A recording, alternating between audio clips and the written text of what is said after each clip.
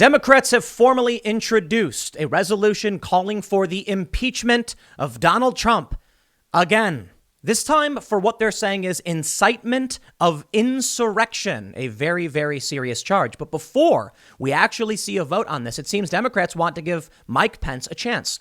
They're giving him 24 hours to invoke the 25th Amendment, stating that Donald Trump is unable to serve out the remainder of his term, which is less than 8 days. And if he doesn't, then they're going to be making their moves to impeach the president. Now, Republicans blocked a resolution from Democrats that would actually invoke or call on Pence to invoke the 25th. So now it's more of an informal ultimatum.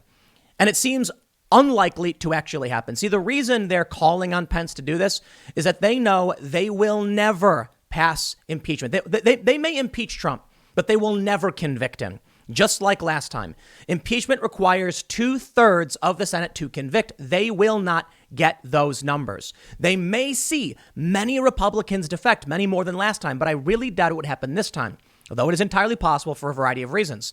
You see, in the House, we have the Democrat majority. In the Senate, we now have a 50-50 split, not nearly enough to actually impeach Trump. But in the House, there are many Republicans who have called out Donald Trump, or at least a few. Notably, Rep. Kinzinger out of Illinois, who's repeatedly slammed Donald Trump. I think it's likely he would actually side with Democrats on this one. And going into the Senate, you're probably going to see Lindsey Graham and Mitch McConnell agree and try to convict. But many Republicans are still between a rock and a hard place. They know that their base, their voters, are Trump supporters. While Donald Trump may have lost a decent amount of support, particularly among some of his, well, as Mike Cernovich put it, his smarter and more creative supporters, I think is what he said. We'll pull up his tweet. Trump still has a large base that supports him. Many of them tend to be, I don't want to say all, but a lot of them are the more Q conspiracy types. But there are still a lot of regular people who support Donald Trump. And that means if the Republicans betray him now or impeach and convict him, then they might end up losing. And I think they're going to lose either way. The Republican Party is in serious jeopardy right now. I don't think Mitch McConnell cares. He's about to lose his majority position. Although the Senate is split 50-50 with Kamala Harris coming in, she will be the tiebreaker. And we may see more ties broken by Kamala than we've seen by any other president. So things get really bad. Outside of what happens to Trump in these next several days, things are already starting to get bad and the tensions are escalating. Some of Trump's most ardent supporters are actually criticizing him and saying they're done with this. Scott Adams, one of the most prominent Trump supporters, said Trump has inadvertently created an off-ramp for his most ardent supporters.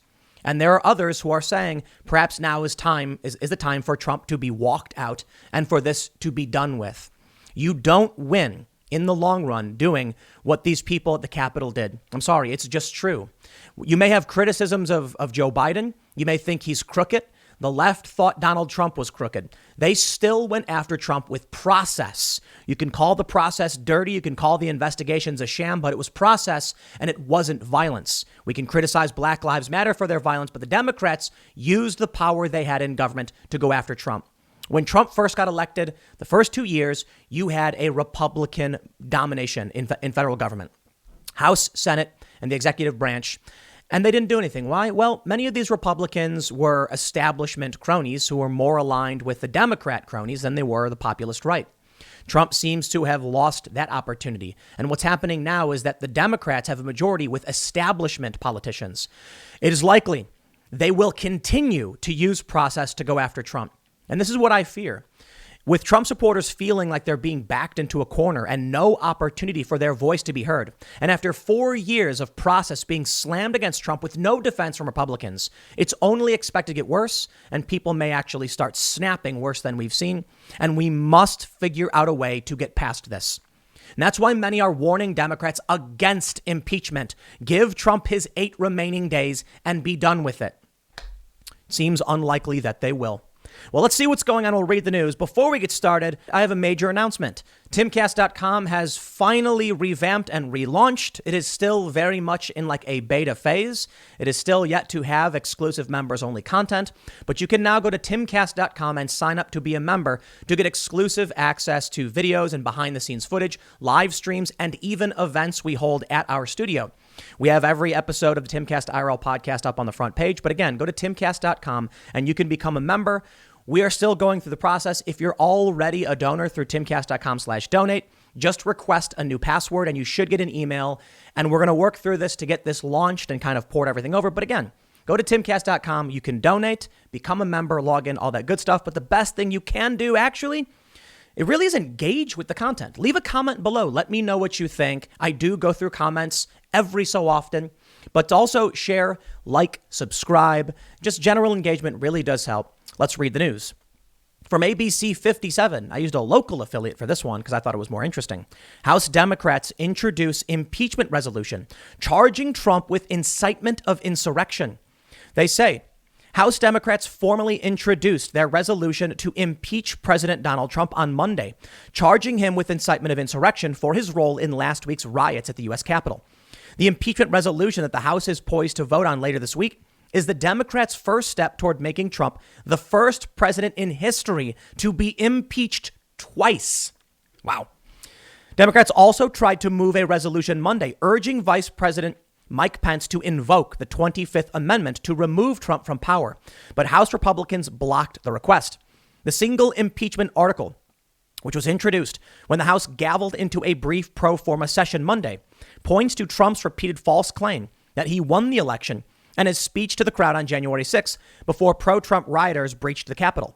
It also cited Trump's call with the Georgia Republican Secretary of State, where the president urged him to find enough votes for Trump to win the state. Quote, "In all this, President Trump gravely endangered the security of the United States and its institutions of government," the resolution says. "He threatened the integrity of the democratic system, interfered with the peaceful transition of power, and imperiled a co-equal branch of government. He thereby betrayed his trust as president to the manifest injury of the people of the United States." The resolution, which was introduced by Democrats David Cicilline of Rhode Island, Jamie Raskin of Maryland, and Ted Lieu of California, also cited the Constitution's 14th Amendment, noting that it prohibits any person who has engaged in insurrection or rebellion against the U.S. from holding office. Now, that 14th Amendment provision, I believe it's Section 3, you have many Democrats trying to use that against other sitting Republicans, notably those who defended Donald Trump and called for the constitutional process by which they would object to the votes. This is an alarming development. The Republicans that said they wanted to object have a constitutional right to do so. And I actually would say necessity. Now, they say that Donald Trump urged Georgia to find enough votes. It's really interesting because I made a similar comment about Joe Biden, how after the election, I said he will now find enough votes to win. The left took that to assume I was saying he would find them as if it meant make them up. No, I mean, they're going to be going through the ballots that come into the mail, and they will eventually find they have enough votes for Joe Biden. That's what I meant. Here in the conversation, when you read the full context, Donald Trump was pointing out to the Georgia Secretary of State that based on their lawsuits, there were hundreds of thousands of votes they feel were fraudulent. And thus, they only needed to find around 8,700 or whatever. Poor choice of language, kind of a silly legal argument. I think Trump should have gone after every single one. But the way the law works is that the only way you'll actually get a court hearing on votes is if there's enough to change the outcome. And I think it's kind of stupid. If you have evidence of fraud, the court should overturn it. But the idea is coming from Trump is that in a legal setting, you need only present the case that would have enough votes. That's what Trump was talking about. By all means, criticize him for doing it. But it was a settlement discussion for a lawsuit in the state. Now, to say that Donald Trump was inciting anything is, in my opinion, also dangerous. We are dealing with 74 to 75 million people in this country who supported this man, many of whom are upset with his most recent behavior. But still, up until the end of December, Trump's approval rating was going up. According to Hill Harris X, Trump's approval was at 50%, meaning approval was also 50%. And that was just the beginning of the year before the events of the 6th. There are a lot of people in this country that like Trump, that support him, and it is dangerous to disenfranchise them. Donald Trump called on his supporters to cheer on the politicians in the Capitol who were objecting on his behalf, not for any kind of violent insurrection. It didn't happen. So they're trying to impeach him for this, and I think this will only lead down a dark path. Of course, Republicans blocked the resolution. that would have called on Mike Pence to invoke the 25th, but Democrats still want him to do this. The reason why I'm not convinced it will happen: Pelosi threatens to impeach president for sedition to end horror show after Pence left her and Schumer on hold for 25 minutes when they called to demand he remove ranting and raving Trump with 25th Amendment. This story from the 7th of January. After the events at the Capitol, the Democrats were expressing their intent to impeach Donald Trump. When they called on Mike Pence, literally called him on the phone, Schumer and Pelosi were placed on hold for 25 minutes, and then finally an aide came back and said, Pence will not take your call. Suffice it to say, it would seem Mike Pence will not be invoking the 25th Amendment, and rightly so. There's a lot of things to complain about when it comes to Trump. And boy, I've complained quite a bit, but nowhere near as much as the media has. Let's be honest. I have said repeatedly, Trump's not that bad. I think Trump's character in this past week has been pretty bad, to be completely honest. I think his tweets following the violence at the Capitol were, I don't know what the right word is for it, but they were not good. He should have done more. He did call on people to go home and in peace.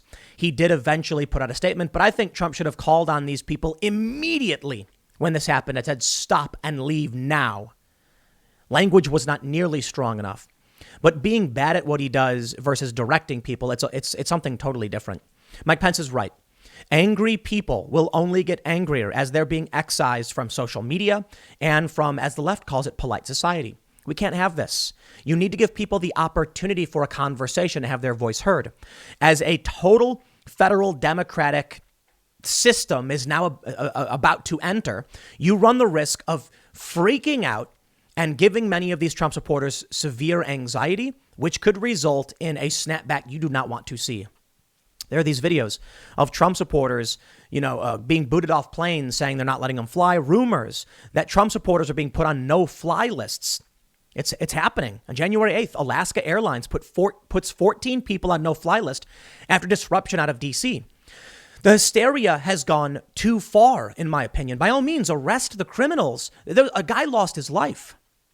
But the New York Times put up a picture of Richie McGinnis, a journalist who was trying to ask people to grab his phone, which he dropped. They claimed he was a rioter who punched a window. This is the absurdity of hysteria, and we cannot have this. We need peace.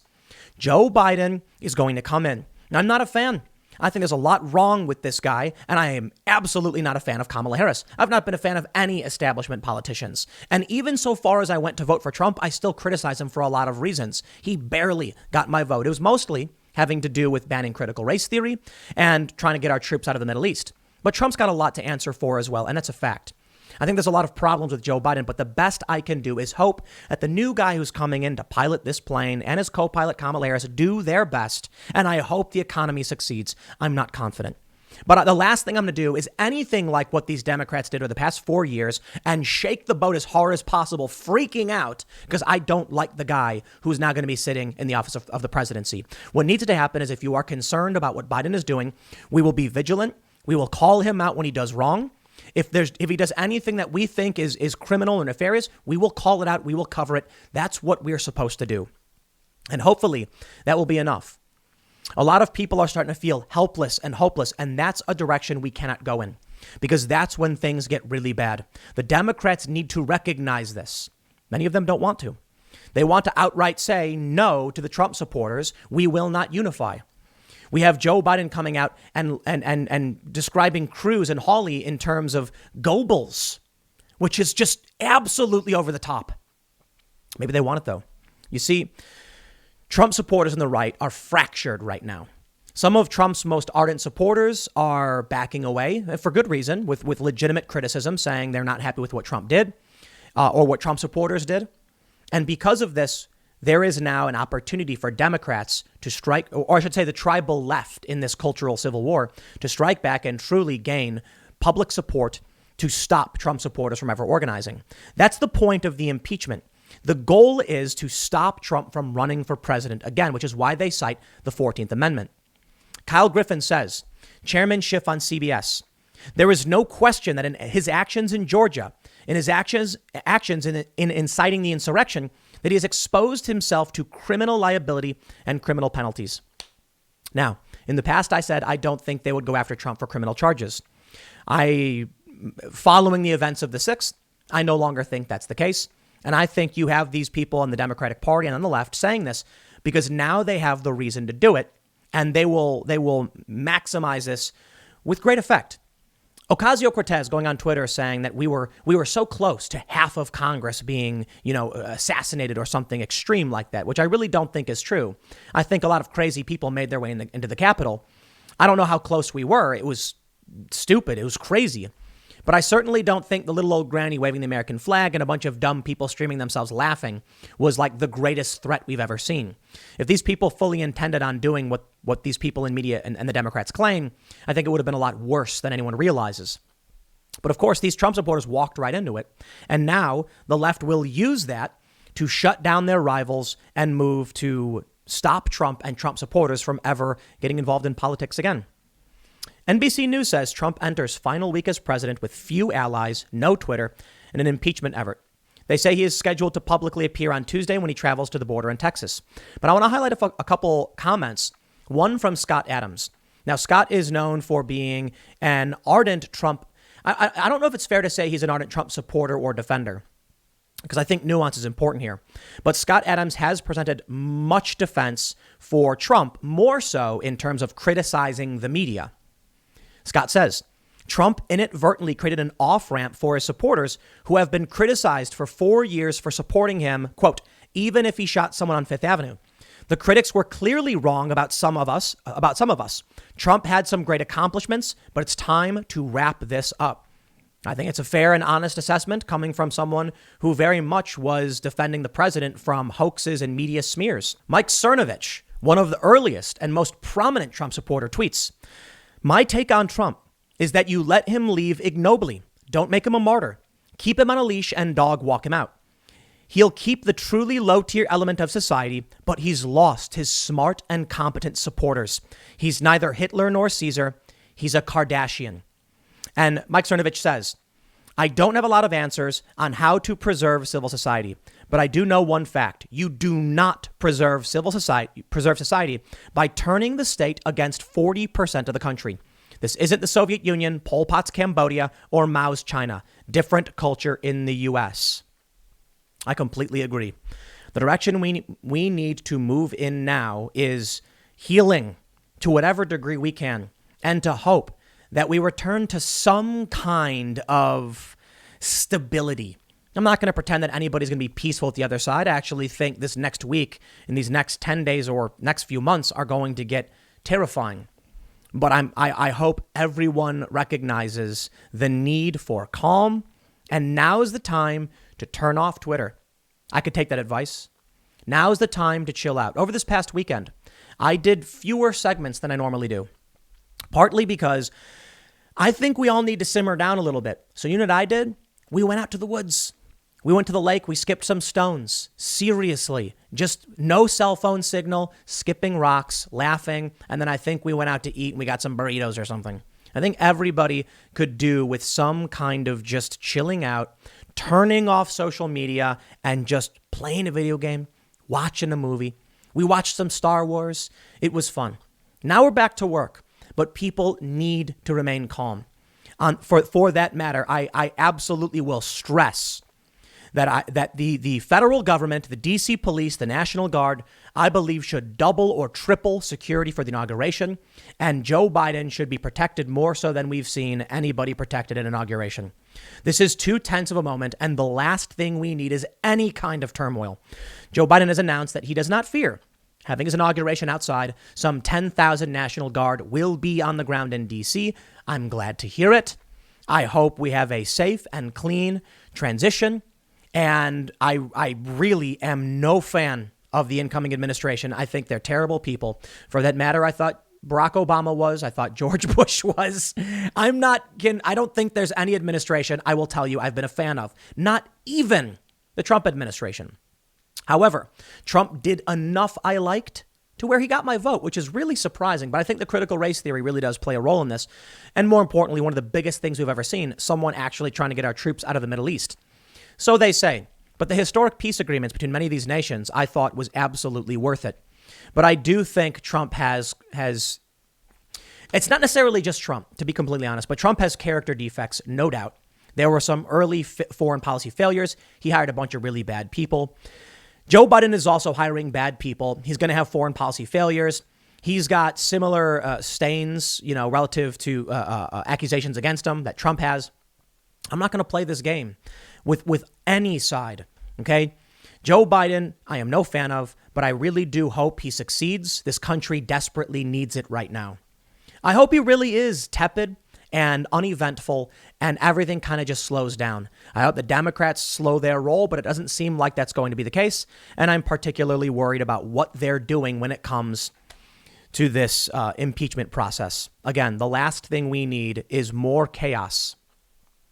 Scott Adams tweets, if you believed the fine people hoax and the drinking bleach hoax and the Russian collusion hoax, but you think the Q people are the gullible ones, allow me to suggest that maybe the problem is, quote, people.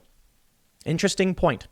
And a lot of astute points coming from Scott Adams right now pertaining to what's going on. The Q people, the conspiracy theorists, some of the craziest nonsense I've seen. Lynn Wood claiming that, Pence is a traitor and this other crazy nonsense. It's nuts. Sidney Powell's Kraken lawsuits. It's crazy stuff. And they were all purged. I'm not a fan. I am absolutely not a fan. I don't like silencing people. I believe there should have been a challenge on the ideas. And just because they banned him and removed him doesn't mean any of his ideas will go away. I think it'll only get worse because now Twitter has lost any and all opportunity to actually de-radicalize people. They've severed the line. And now the only thing the supporters of Lynn Wood and Sidney Powell will hear are the sweet nothings coming from their mouths and no counterpoints. On Twitter, you had people like me saying Lynn Wood has gone nuts. Now these people are leaving to other platforms where they're not going to hear that. Therein lies the problem. But let's be real, my friends. It is not just Q, as Scott Adams points out. All of the hoaxes perpetrated against Trump because the left has their Q people as well. Another hoax is going around. On Reddit, a viral post was recently taken down. It was edited and erased where they claimed Parler was hacked. And all of the IDs and private information, usernames, locations, and direct messages was going to be leaked to the public. It was coming down. The FBI was no doubt coming for these Trumpsters. Sound familiar? Just a matter of time before the FBI comes and get these guys. They're going to round them all up. This claim that Parler was hacked and that IDs were going to be leaked, it was clearly fake news.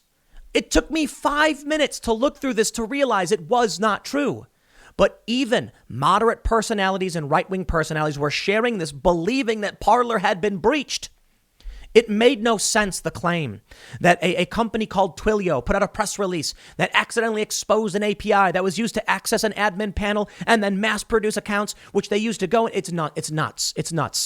It's on par with Q posts about the Nighthawk traveling and they're going to arrest Hillary. Take 2 seconds, everyone, to calm down and Google search this stuff. No, the company did not put out a press release. That was the easiest thing I looked at. I just went to the company and said, no press release there. So when did this happen, apparently? Then you look at some of the claims and realize it's a regurgitation of an existing hoax. Now they say, the person who posted it, I'm sorry, people, if y'all were sharing incorrect information. And there it is. The left has their kooky conspiracies, too. These fringe beliefs about, Russia and fascism and Parler being hacked, and just they want to believe it. They want to believe all this same stuff, same as everybody else. And everybody just needs to take a chill pill. I hope they do. The best path forward is not demonizing and shutting down half the country. That will not get us out of this problem. It won't. Things will only continue to escalate. And I think if people don't realize we need to calm down, then I don't know what's coming. I don't know. At the Capitol, a police officer died. He was brutally beaten. According to law enforcement, he was bashed over the head with a fire extinguisher because these people were angry. And it was stupid. It was disgusting. Why would you do this, man? It breaks my heart. I hear stories all the time. I value life. I value all life. I don't like. I'll leave it at that and get on with my point. When this woman Ashley Babbitt died, I was heartbroken to see that somebody died over this conflict. When I heard that these 3 other people died, 1 woman trampled, 1 person had a stroke, 1 had a heart attack, heartbroken. I don't care for what the reason is. I don't like people dying. And most people should not want people to die. I said the same thing about those who died in the George Floyd riots and George Floyd himself. I don't care if you're a criminal. I don't care if you literally just committed a crime. I still don't want these people to die. In self-defense, I recognize that we stop violent criminals. If someone commits a crime and they're armed and they're hurting people or about to, then I begrudgingly accept we have to stop that threat, if only to protect more life. And people decided to brutally beat a cop. Are you kidding me? Look, during the height of the riots, we did see officers seriously hurt, 1 officer paralyzed, and there's no reason for these people at the Capitol to have done what they did. And that's why I'm just saying, you need to stop and look in a mirror. If you were one of these people calling for this stuff, ask yourself why it is that there are people now who would go to the Capitol and actually kill a cop, of all people. Our complaints are supposed to go so far as ideas and nonviolent civil disobedience. And I've said it over and over again, the most effective tool in this day and age. People talk about 4th and 5th generational warfare. 4th generational warfare involves street groups and insurgent groups, and 5th generational warfare is all in the mind, information and propaganda. We're in the information age. You don't win by killing cops, man. Nobody. What is this? It's ridiculous. And then the left comes out saying Ashley Babbitt deserved it. I am so sick of this. Nonviolent civil disobedience, because you see what comes out of this now, and it was a failure. Prosecutors are considering giving every single rioter felony murder charges. Every single one. That's right. Those influencers who went in live streaming themselves laughing, y'all are in for it.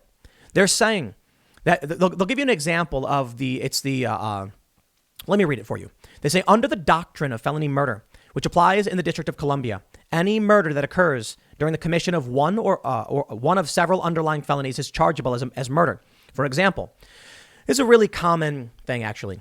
If you're, they say, if you're a getaway driver and a convenience store clerk is shot and killed, you as the getaway driver will get charged with murder as well because you were an accomplice to that crime. They're arguing now that they may actually charge every single person there with felony murder. I think that is bad. Figure out who the people were who committed the act. Maybe some of the people in the periphery who associated with and helped this, but not the little old lady who had the door opened for her by the cops. It's this story here that makes me fear for what's to come next, because nobody will back down. They'll start seeking out anybody who was at the Capitol. Probably not even on the grounds, because they'll say the people who were at the rally outside the Capitol were they were there providing cover and ensuring that there was enough critical mass for this to have occurred in the first place. They'll argue it was an unlawful assembly outright, whether you were in the building or not. You were at the Capitol building, outside of it, maybe standing in the grass as a participant in the rally for Trump. Well, you helped. That's what we have to avoid. Y'all need to chill. Otherwise, you threaten these people with extreme charges. They're not going to back down. Maybe that's what they want, though. Maybe the left wants excited, enraged, and anxious Trump supporters snapping. I want it all to stop. I want people to understand the power of nonviolent civil disobedience. And so many people disagree with me and they cite historical precedents. My friends, we're in the information age. It is a new era. Think strategically. Play 4D chess. Don't play checkers. Look at the amount of power the Democrats seek to gain because of what happened at the Capitol. Don't play that game. It's funny that Alex Jones calls his organization InfoWars. Like, don't you get it? It's a battle for the mind. It's propaganda. And when you go out and commit acts of violence, you only hurt yourself and you hurt others, and we cannot allow that. So Joe Biden must be protected. Redouble their efforts, double or triple security. The last thing we need is for the incoming president to be in any way threatened. The inauguration needs to happen as planned. We need stability, strategy, and a new effort from populists, being on the left and the right, to oppose the surveillance state, the security state. And the last thing we need is an excuse for Joe Biden to enact new security laws and censorship and shut down political speech and things like that. And it's only going to get worse unless we have calm, strategy, Think about it. I don't know, man. I don't think Trump will be impeached, to be completely honest. But I can tell you this.